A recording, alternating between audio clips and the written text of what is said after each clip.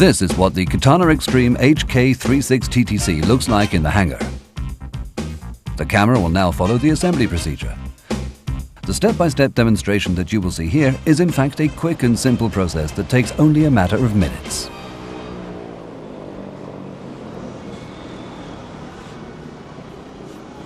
First, we swing the wing forwards, turn it into a horizontal position, and insert it into the fuselage, pushing home the main bolt.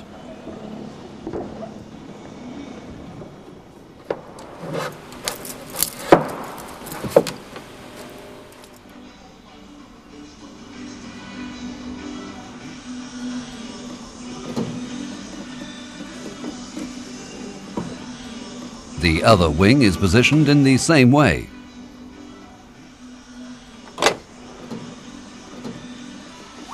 And its main bolt inserted before securing both bolts with the catches.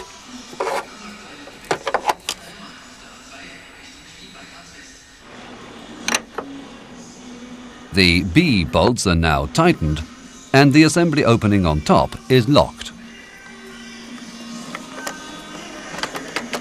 If the aircraft is to remain ready for flight for some time, or if long flights are envisaged, it is advisable to cover the connection between the fuselage and the wings by sticking a protective strip of soft white PVC over it. The auxiliary assembly units are removed and the Katana Extreme is ready for flight. Before the outside check is carried out, a quick look in the cockpit is necessary to make sure that the ignition and all electrical devices are turned off. The right-hand side of the engine covering and the propeller are checked for damage. The spinners must be firmly in place. A check must be made to ensure that the air vents are free for incoming air to the carburetor, the cylinders and the cylinder head cooling system, and that the oil cooler is in perfect condition.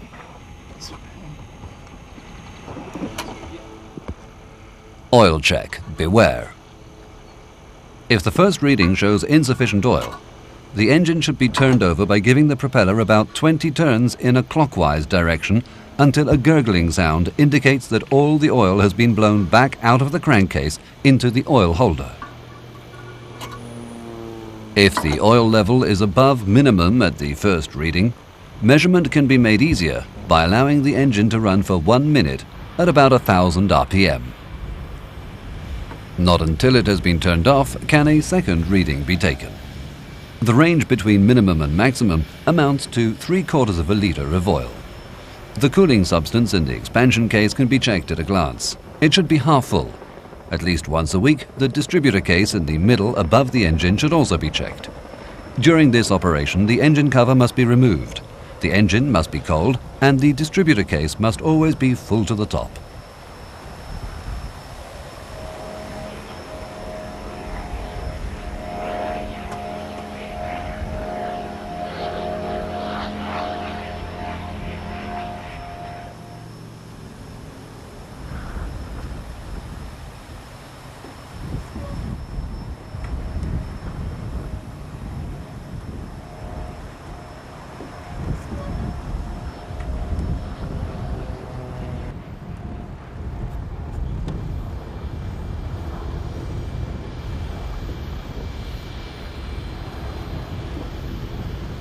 After checking the right wing, the right-hand side of the fuselage and the tail unit, as well as the left fuselage, making sure that there is no damage and that they are firmly in place, the fuel tank must be drained. The drained fuel must be checked for water that may have collected underneath and for impurities. If everything is ship-shape, the fuel can be poured back into the tank. Otherwise, it has to be disposed of in a special container.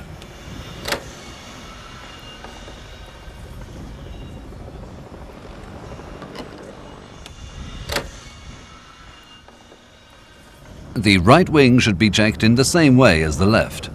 The air brakes must fit exactly into place to ensure perfect aerodynamics. This is the last stage in the outside check.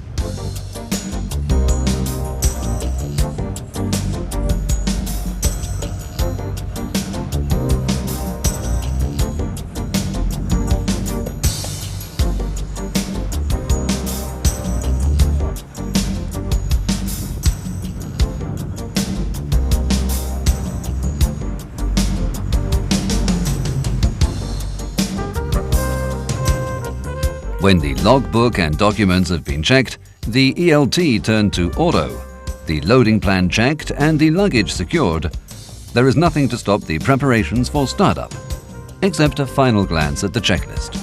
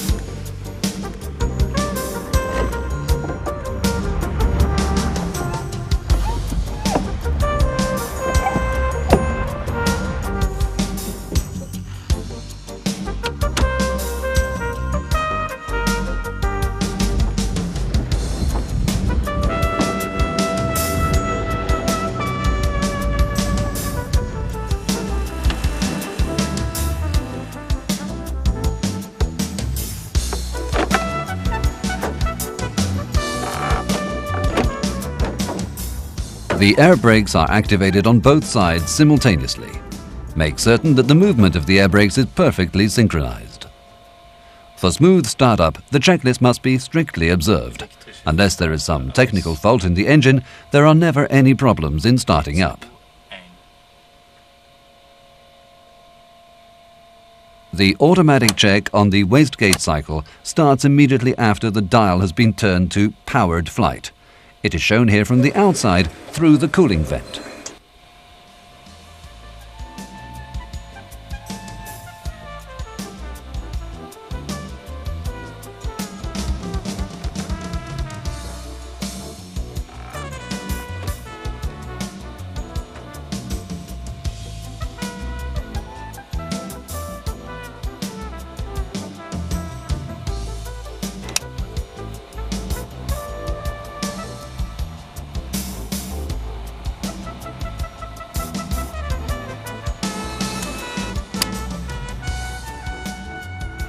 Make sure that no one is in the vicinity of the aircraft.